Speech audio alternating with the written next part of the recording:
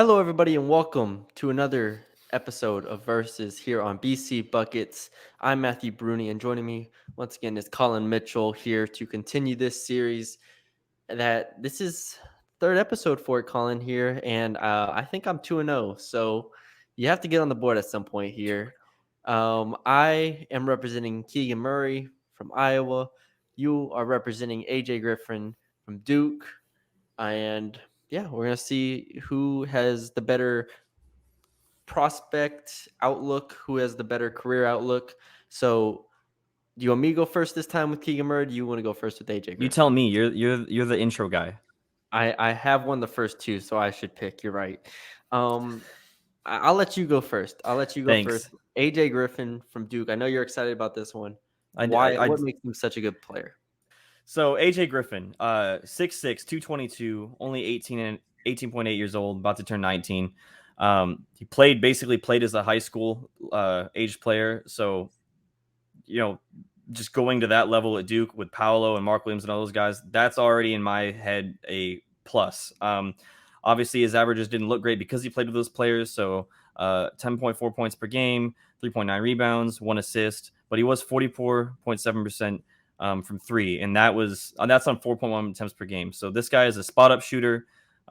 His mechanics are great. He has a little bit of a wide base, but his arm mechanics, if you want to compare it to one of our other videos, they rival Shaden Sharp's, if you want to call it that, Bruni.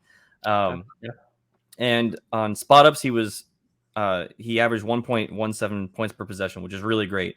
I think that right there is already the base for a player that you want as a floor player. Obviously, we talked about Jabari Smith before. He's your 3-and-D floor type player. I think this guy is in the same type of realm, obviously not defensively, but he has the shot to get there. On top of that, off ball, he knows how to move. A lot of games you see him relocate to the corner or kind of get guys off of him, just kind of by being sneaky, not necessarily running through screens or anything like that, which is also a plus for me because he has that awareness where he's not always going to have the ball in his hands. And then not for nothing, whenever they needed him to steady the ship, he had the ball in his hands. So I think that this guy is probably a sleeper if you want to call a guy that's kind of projected like 10 through 15 a sleeper, I guess. But I would call him that. I mean, yeah, you've seen him range anywhere from like 7 to 13 or 14, somewhere in there. So I feel like people don't really know what exactly to make of AJ Griffin, but I'll go on Keegan Murray now. 3 years older than AJ Griffin. For those who don't know, last time we covered the draft, it was 2 years ago, and every guy, it was like, what was it, Grant Riller? He was like 24 or something, like a fifth-year senior. And Bruni goes, 24, second round. It's just disgusting. Instant knock. Like, this guy's 6 years older than some dudes. Well, look, Keegan, he was older than us at the time, which was That's true. Disturbing. Shout out Grant Riller, though. But Keegan Murray is not older than us. Keegan Murray is only 21.8 years old. Okay, so only spent 2 years in college. First year, he was a complete role player. I think he averaged about 8 points per game next to Luka Garza in that group. This year, 23.5 points, 8.7 rebounds, 2 blocks, 62% from 2, 40% from 3. I mean, filled it up from every spot on the court. He filled it up, put in post-ups, threes, transition, basically did everything you want from a player and from a scorer. I mean, she checks every box. I mean, I really don't see anything on the offensive side that you can be like, okay, that's a clear knock on him. I just don't see it. Maybe you can help me out and see this, but I don't see it. Defensively, I think there's a lot of potential there as well. And I think he showed that. Iowa was never a good defensive program. They just haven't. All right. Luka Garza, he's on the Pistons right now. You saw him. All right. He's not going to defend. Well, he was in the G League for a reason. So there you go. Keegan Murray has some defensive potential. He has some switchability. I don't think he's the quickest guy laterally, but he is someone that I think can play a 4 and play the 3 and, match up well against certain guys. So I think he has a good base there. And with that being the case, I think there's a lot less questions about Keegan Murray at this point than AJ Griffin. I would say agree on some of those things. However, I do see not necessarily holes in his offensive game, but I do see almost chips that can be exposed at the next level. So, for example, I would say he's a good shooter, but he's not a great shooter. He hit 38% this season, but it wasn't on a lot of attempts. from three. I would say that yes, he's also older, like you said, 21, about to be 22 years old, but he's not as athletic as guys ahead of him or below him. I think that is a thing that will matter coming up to the next level. And then on top of that, length, I feel like bothers him. Watching him play, it just kind of seemed like he wasn't able to get around guys like longer teams, like if you want to say like Illinois or something like that. He had trouble with that. And yes, he has the savviness to make up for the lack of explosion or whatever you want to call it.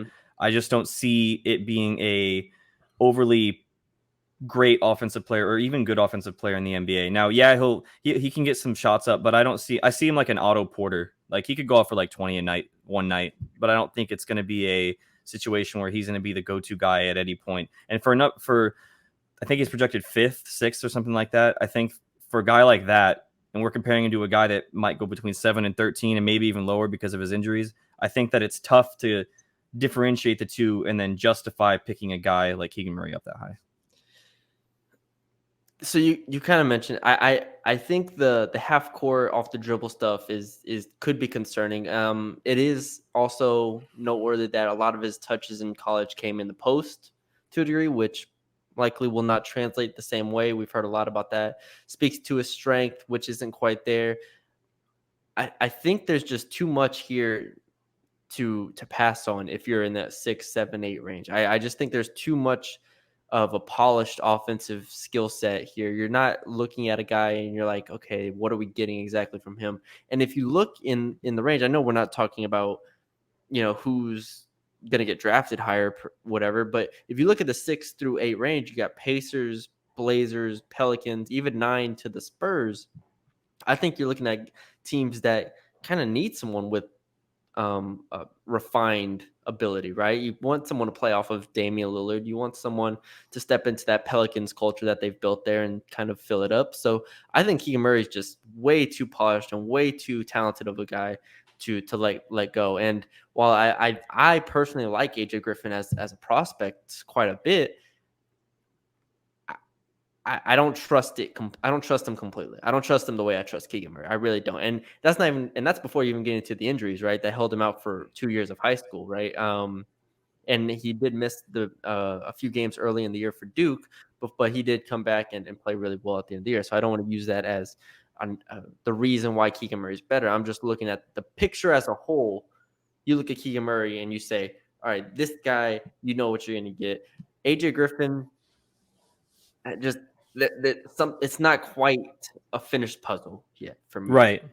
I feel like the guys that we've picked up at this point in this series has been, I'm taking the guys with the super high upside but all the flaws, but you're taking the guys like that are nice and smooth. I have Shaedon Sharpe though. I took Shaedon Sharpe. You did take Shaedon Sharpe, but you just kept talking about how nice and polished that jump shot was. The jump shot is very polished and very nice. I mean, check out that video if y'all have it. Yeah. I mean, yeah, I agree. He's great offensive. Great in college offensively. Keegan Murray is what I mean. He has the cutting ability, transition ability. He shot well, but obviously I don't think that his shot will necessarily completely translate. It's just, I feel like he's teetering on the edge of what will translate and what won't in terms of his athleticism, getting around guys.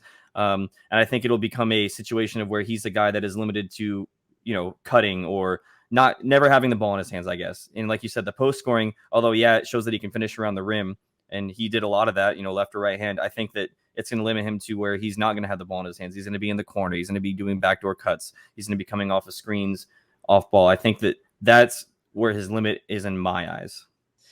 And I'm not sure. I mean, just off reading and what I've, seen from these guys in college, I think Keegan Murray projects a lot more as a 4 than AJ Griffin, obviously at 6'6". So Griffin, you probably want as a 3 a lot more of the time. And for Keegan Murray, just another way that he can get his shots is in the pick and pop game. He did that a lot at Iowa. I think if that can be a strength for him, if he can come off and set screens for Damian Lillard, I think that, or for CJ McCollum in New Orleans, I think that could be a really interesting facet of his game because AJ Griffin's not going to have that. He's going to, like you said, be a lot more off-ball type stuff, just kind of a spot-up guy. He's going to have to prove to me, and I think he's going to have to prove to the NBA that he he has the burst, he has the consistency to really get to the rim and score inside the arc at a consistent level. I think that's just my biggest question with AJ Griffin. And not saying Keegan Murray's perfect in that regard. I mean, he lacks burst in a lot of ways as well, but I think there's just a different level of savvy that Keegan Murray has with the ball in his hands. And I think that's evident from what you saw in college this past year. Yes, but he's also 2 years older. 3 years older. 3 years older. And I think that is also that's a difference here, right? 3 years, that's a lot. And Yes. I mean, and also being younger, he's able to recover from those injuries that he had in high school. So yes, those are concerning. Obviously, you lose athleticism. You kind of saw that, especially on the defensive end for AJ Griffin. But I'm not necessarily concerned about him getting back in, I guess, not in shape, but getting back to that athleticism, just because he has shown that he's able to kind of do those things still this season. Or I guess last season. So I guess that's why I take AJ Griffin over Keegan Murray. Yeah, I mean, it'll definitely be an interesting situation because, like I said, we're looking at this like 6 to. I mean, I guess in theory, one of these guys could go 5, but I think more likely than not, they go in that 6 to 10, 11 range.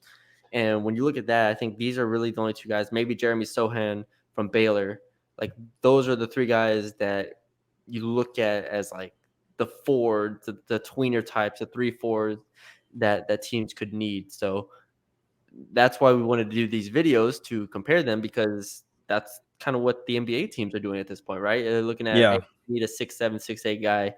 Who we taking, Keegan Murray or AJ Griffin? And so I think that makes it interesting. I think that's all we have for y'all today. We appreciate y'all for joining us. Let us know in the comments who you think should be drafted first, who you think the better NBA prospect is, AJ Griffin, Keegan Murray. Let me know if I won again. You can follow us on Twitter at BC Buckets.